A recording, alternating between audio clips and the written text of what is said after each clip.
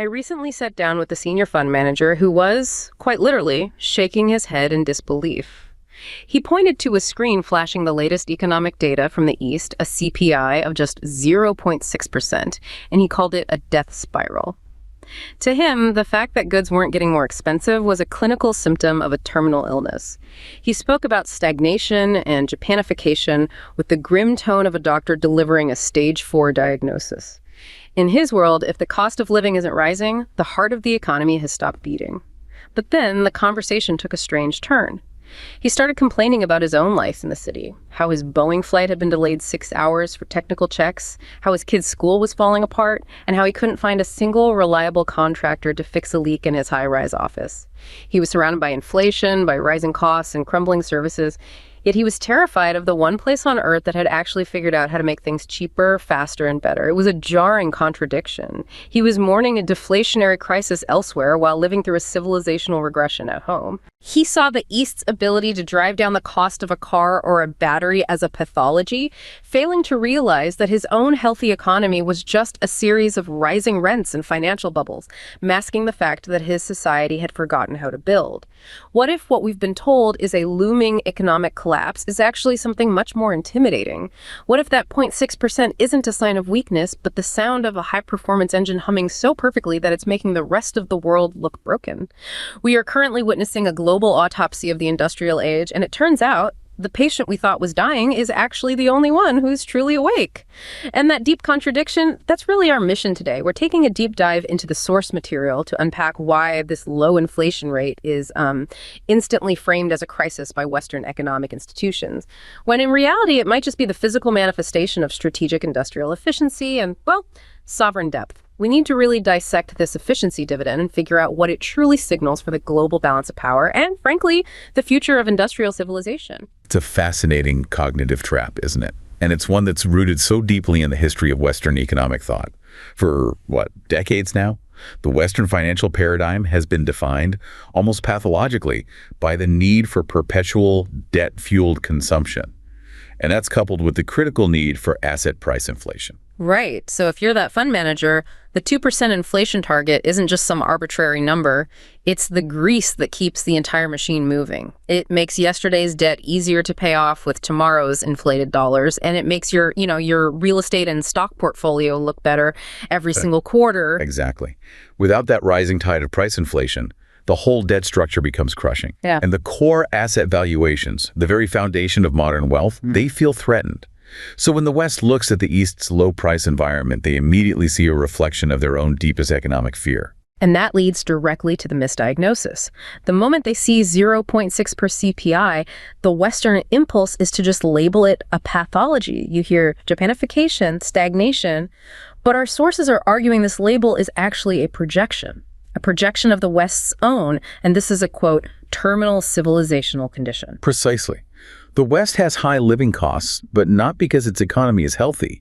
It's because decades of deindustrialization have just hollowed out its competitive capacity and increased its reliance on financial rent-seeking. They outsourced efficiency, and now they're pathologizing the very result of that efficiency. The things a fund manager complained about. The crumbling infrastructure, the flight delays. Exactly. The lack of reliable service providers. Those are the true signs of civilizational regression. So the fear of deflation somewhere else is just the harsh light being shined on the systemic vulnerability at home. The West is obsessed with nominal prices going up, while at the same time forgetting how to efficiently deliver real functional services and quality goods. And we absolutely have to move past this purely financial narrative and focus on the physical one. The sources make a really compelling case that the true source of these low prices isn't weak demand, which is always the standard Western interpretation. Right, that's the default explanation. It is. But the real source is overwhelming productive superiority. This is the industrial efficiency dividend in action. Okay, but how does that look on the factory floor? I mean, how do we quantify that? Productive superiority versus just, slow demand. It's the physical manifestation of, and this is a great phrase, full industrial chain efficiency acting as a global inflation hedge. It isn't about one company being good at making widgets. It's about an entire ecosystem, from raw materials processing through component manufacturing, automated logistics, final assembly, all of it operating with this perfect scalable integration. And that just relentlessly drives down the real cost of physical goods. So it's not just that the scale is big, the integration is the actual key. They're optimizing across the entire chain, not just at one point in it. That is the critical insight. Analysts describe this effect as the Eastern industrial system executing a dimensionality reduction strike on the global market for manufactured goods. The dimensionality reduction strike. Yeah. Okay, that sounds highly technical. How does someone listening to this understand what that actually looks like in practice? Well, let's use the EV battery market. It's a perfect example. Before this strategic industrial output, the cost of lithium-ion batteries was, let's say, one dimension. It was high, complex, and tied to all these geographically fragmented supply chains. But once a fully integrated state-backed industrial ecosystem achieves overwhelming scale, it effectively collapses that high-cost dimension down to a new, dramatically lower baseline. It's such an overwhelming, scalable, productive capacity that it just resets global price expectations for everyone. It makes it almost impossible for less integrated economies to compete on cost or on speed. That reframes the entire narrative then. The 0.6% CPI isn't a sign they can't sell things. It's a sign they can make them so efficiently that they are forcing the rest of the world to reorganize its entire cost structure. That efficiency isn't a pathology, it's the defining feature of their strategic economic posture. And that sets up the inevitable confrontation we're seeing play out globally, which our sources define as really a duel between financial parasitism and an industrial backbone. This duel between the real economy and finance is foundational to understanding the global divergence we're seeing. In the advanced economies of the West, the sources argue that financialization has moved way past just facilitating growth and has become, and this is a quote, a form of parasitism. That's a heavy accusation. But the evidence is in the capital allocation, right? It is. Financialization redirects massive amounts of capital, but also talent and political energy away from the difficult long-term business of making things. The physical infrastructure, the R&D, supply chain mastery, and it steers it all toward rent extraction. So instead of a brilliant engineer spending 10 years perfecting a new manufacturing process, they're spending those 10 years finding legal loopholes or executing stock buybacks or financializing a healthcare service just to maximize shareholder returns. Exactly. The focus shifts entirely to mechanisms like exploiting monopoly pricing power or complex litigation or financial engineering. These produce massive short-term shareholder value, but zero long-term, tangible societal wealth. Zero. And the consequence isn't just economic. It leads to this social hollowing out and, critically, a corrosion of state capacity itself.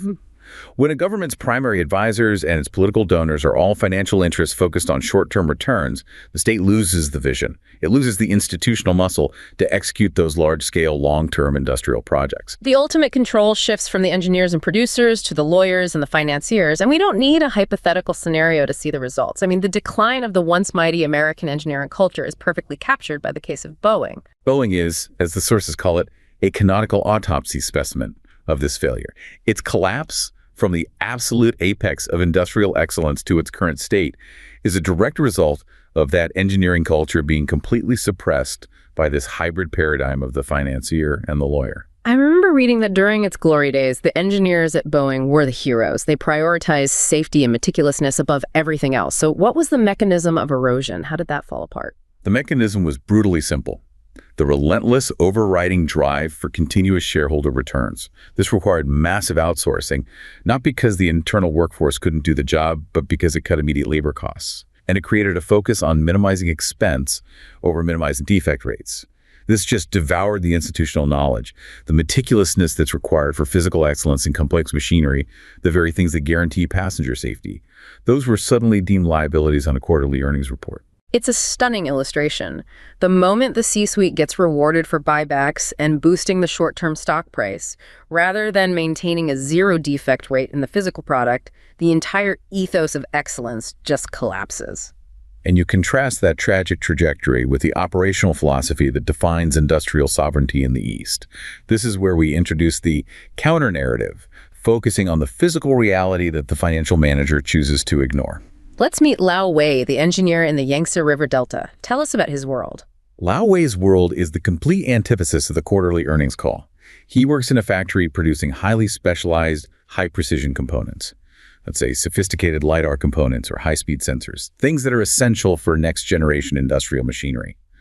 And while the Western news cycle is fixated on market volatility, Lao Wei's obsession is maintaining an absolutely uncompromising 0.01 millimeter margin of error on his production line. He's living in the immediate, tangible reality of the product. The success of his day is defined by physical metrics, not paper metrics. Precisely.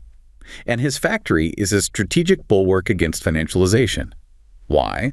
Because the nation views the industrial capacity that's represented by Lao Wei's skill and dedication as a fundamental asset.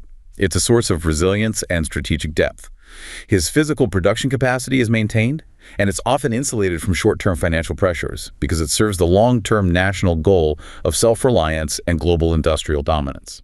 But that physical reality isn't always profitable in the short term. I mean, Western critics would argue that forcing an engineer to prioritize a 0.01 millimeter tolerance for years costs more money than cutting corners and hitting a 5% margin. How do they justify prioritizing that perfection over immediate speed and profit? And that's the crucial difference in systemic philosophy. The West prioritizes immediate financial efficiency.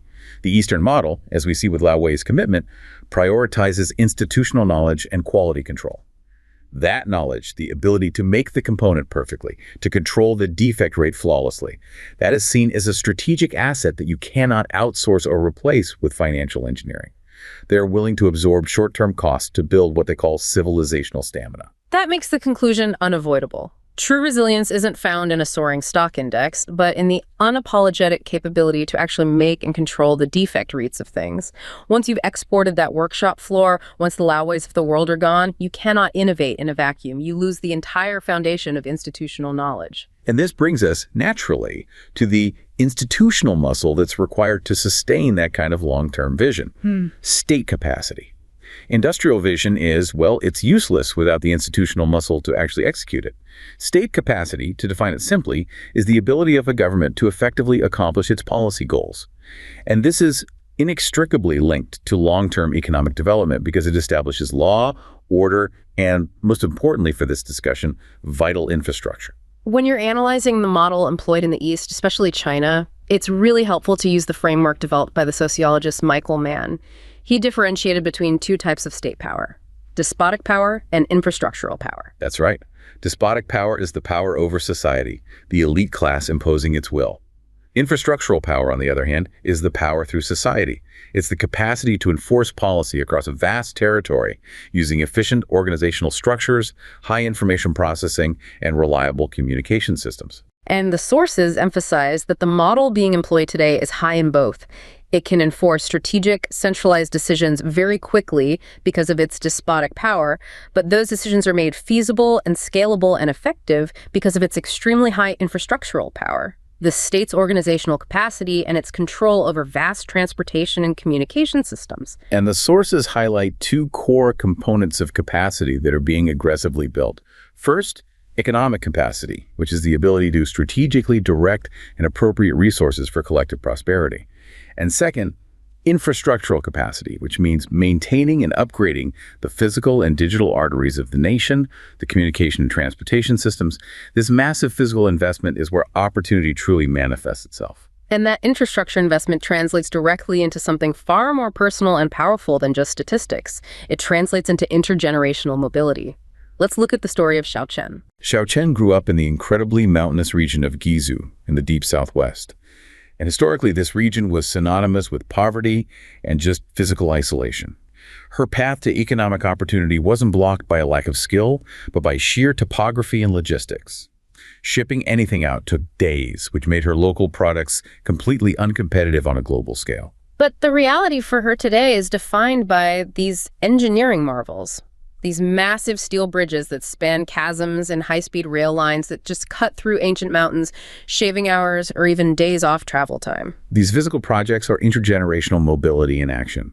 The state's massive coordinated investment in connectivity, both physical and digital, you have to think 5G networks integrated with the logistics hubs, allows Xiao Chen to ship her specialized local products digitally to global buyers and physically to major cities in a matter of hours, not weeks. So the state is essentially building the on-ramps to the economic highway for people who were previously, geographically excluded. Absolutely. The infrastructure acts as her entry ticket into the modern digital and physical economy. It fundamentally alters her life trajectory and that of her children.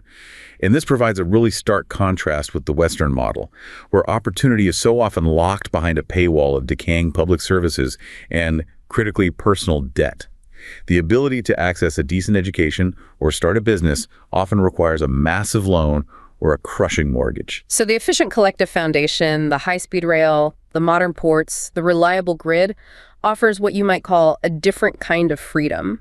Maybe not freedom from government constraint, but freedom from the debt that's required just to participate in basic economic life. And this institutional capability to execute is not random. It's codified in their forward planning, specifically in the details that are emerging about the upcoming 15th five-year plan. Expected in early 2026.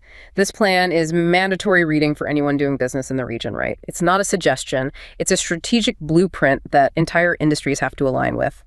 So what are the key directions? The direction is uncompromising.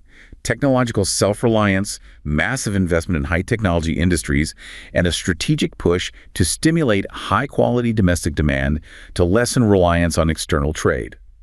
The core philosophical goal is accelerating the cultivation of new quality productive forces. Okay, what exactly does that phrase, new quality productive forces, actually encompass? It's about technology that dramatically increases efficiency and output. A major component is the expansion of the artificial intelligence plus H ecosystem. And this means integrating AI not just into software, but into the physical realm, AI-driven manufacturing lines, logistics optimization, autonomous systems, even bureaucratic processing. It's about using software intelligence to supercharge physical output. And what about the fiscal commitment to back this up? The sheer size of the investment required for these long-term projects must be enormous. It is. The quantifiable goals that have been emerging signal just how serious this shift is.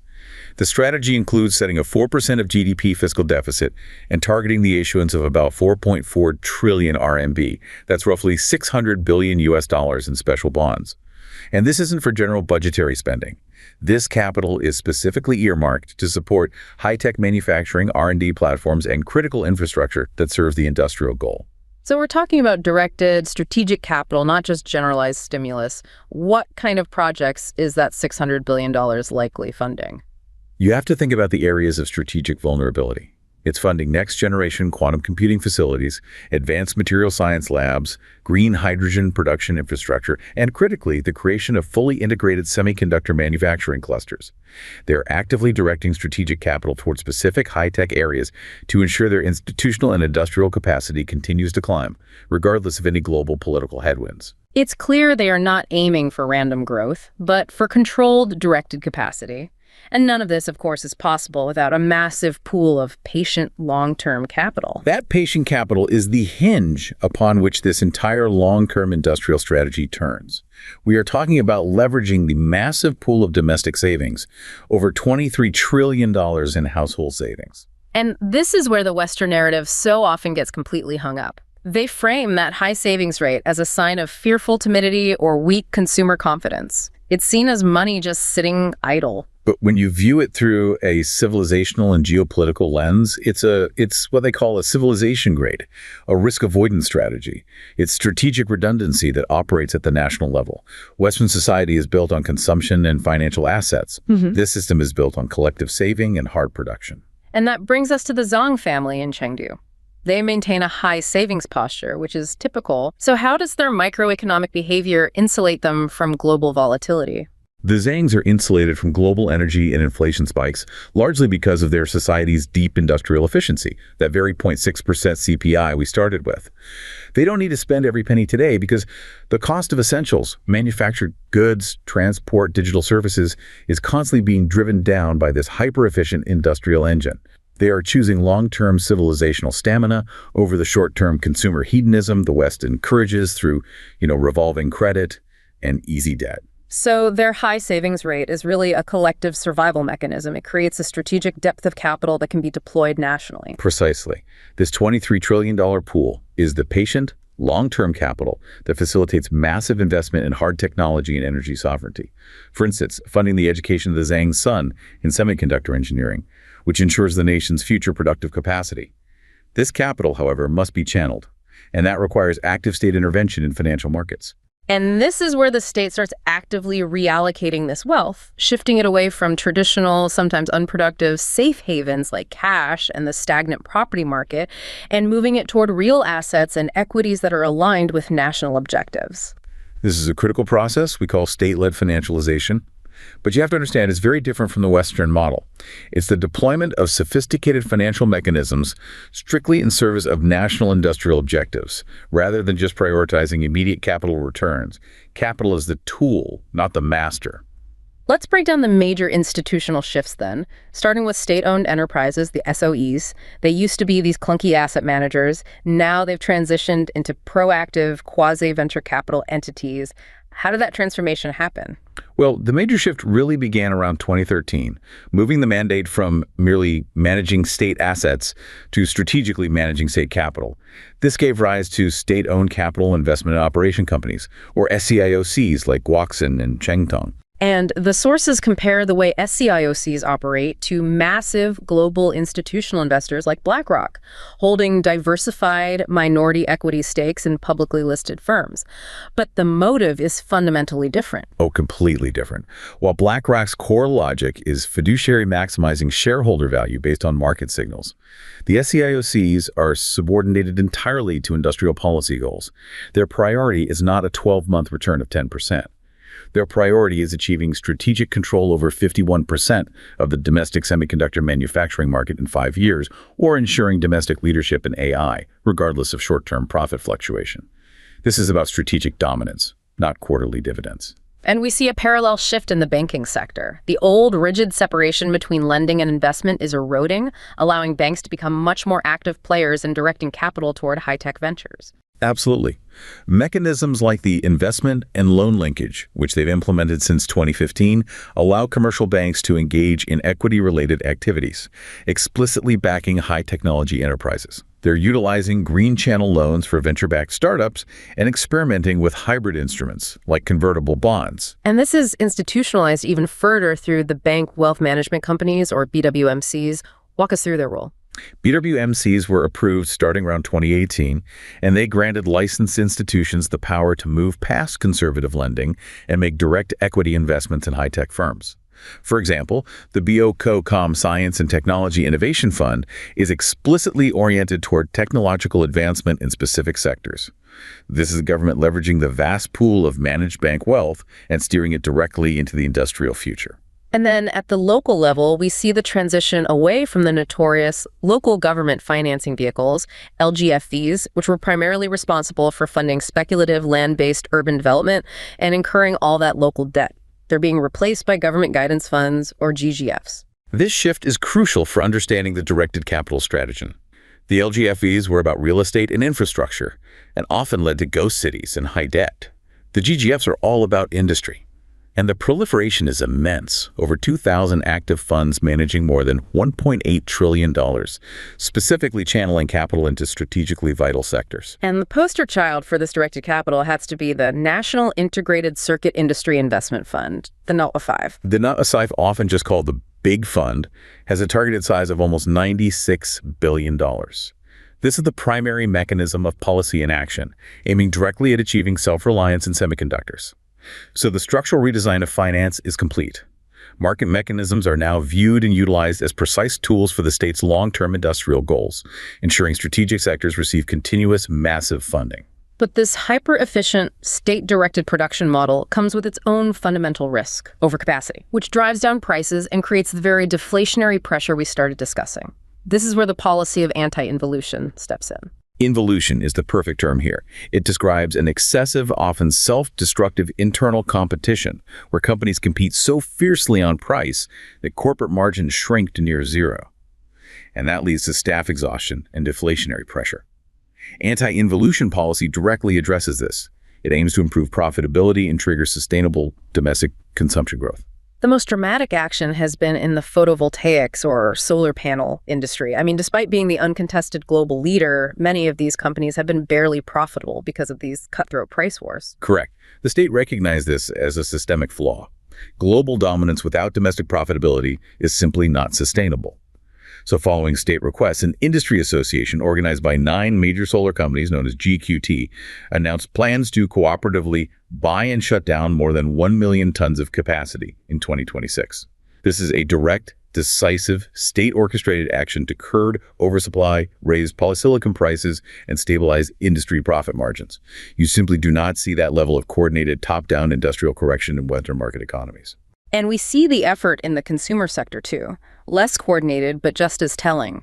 The state has been discouraging e-commerce companies from continuing these margin-killing price wars in instant delivery. And the State Administration of Market Regulation is stepping in to establish reasonable price floors. Why? Because the sources point out that while ultra-low prices benefit consumers for a moment, they dilute profit margins across the board and, crucially, they exhaust delivery drivers. The takeaway war metaphor highlights the exhaustion inherent in involution. And solving this is key to generating healthy, quality inflation and improving overall corporate profitability, which in turn supports the necessary liquidity and health of the equity markets that fund those SCIOCs.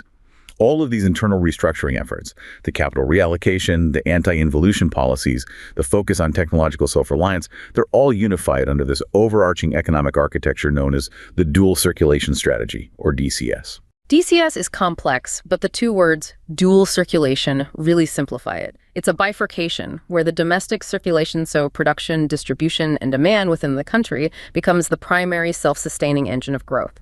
The international dimension, it plays a subservient, reinforcing, and opportunistic role. It represents a profound philosophical shift.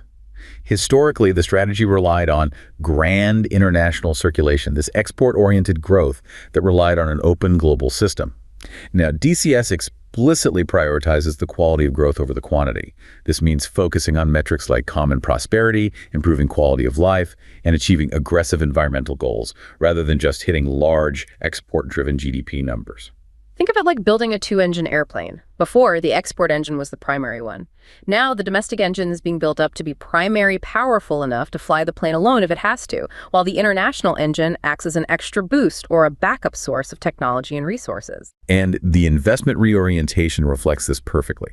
The focus is shifting away from unproductive hard infrastructure, where the returns are diminishing, and moving towards softer infrastructure, digital systems, R&D platforms, knowledge networks, where productivity gains are still high, and crucially, it involves vigorous state-led import substitution in advanced manufacturing, which is the core goal of Made in China 2025. The dual circulation strategy is essentially a geopolitical shield then. It's a formal recognition of external hostility and vulnerabilities, and it's aiming to achieve a high degree of technological independence, reducing reliance on the geopolitical volatility of foreign supply chains, especially in areas like advanced semiconductors. And this reorientation brings us back constantly to the physical narrative. The true health of an industrial civilization, as we established, is not measured by abstract financial fluctuations. It's measured by hard physical indicators that can't be manipulated. What are these key physical metrics? Well, they include things like industrial electricity consumption. Is the factory floor actually running? The operational efficiency of automated systems, like Shanghai's Yangshan port, whose highly automated unmanned operations stand in stark contrast to the global labor and efficiency conflicts you see in older port infrastructure. It's also measured by the conversion rate of lab patents into mass-produced goods. This tangible focus on material reality is what defines their civilizational health and strategic success. And the ultimate expression of this physical narrative has to be the comprehensive vertical integration of the new energy supply chain, leading rapidly toward energy sovereignty. This is a textbook case of bypassing political debate through physical action. While the West has been focused on regulatory frameworks, carbon taxation, and green policy debates, the East has executed a full-scale physical takeover of the supply chain. From rare earth processing, which is highly toxic and often outsourced by the West, to battery cell manufacturing, solar panel production, and large-scale grid storage. They didn't win the policy debate. They won the physical capability race. This strategic shift towards self-sufficiency and resilience is also evident in their geopolitical maneuvering. The international circulation is still active, but it's being fundamentally reorientated. Trade diversification is key to resilience. While net exports have declined as a share of GDP, the international circulation is strategically focused on reducing vulnerability to political pressures from the US and the EU.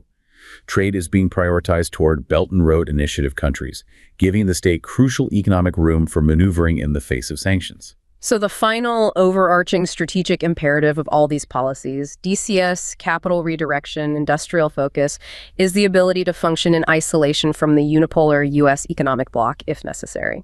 That means relentless pursuit of technological independence, ensuring food and energy resource security, and fundamentally working toward decoupling from the U.S. dollar and the banking systems linked to it.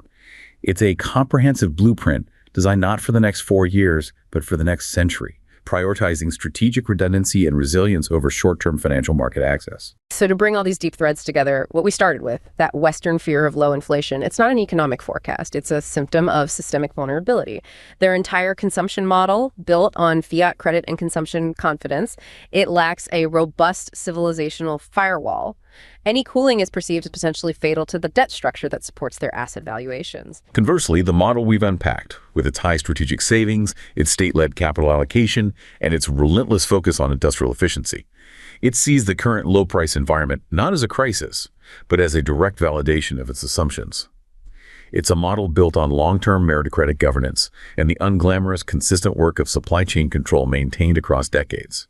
In a world of increasing volatility and geopolitical fragmentation, the ultimate measure of power is not the stock market cap, it's material reality. It's the ability to sustain, produce, and control the physical world. And that reality brings us to the final, uncompromising thought that encapsulates the entire shift we've discussed today. Only the civilization that can build roads and bridges and control its product defect rates is qualified to discuss the future beyond 2026.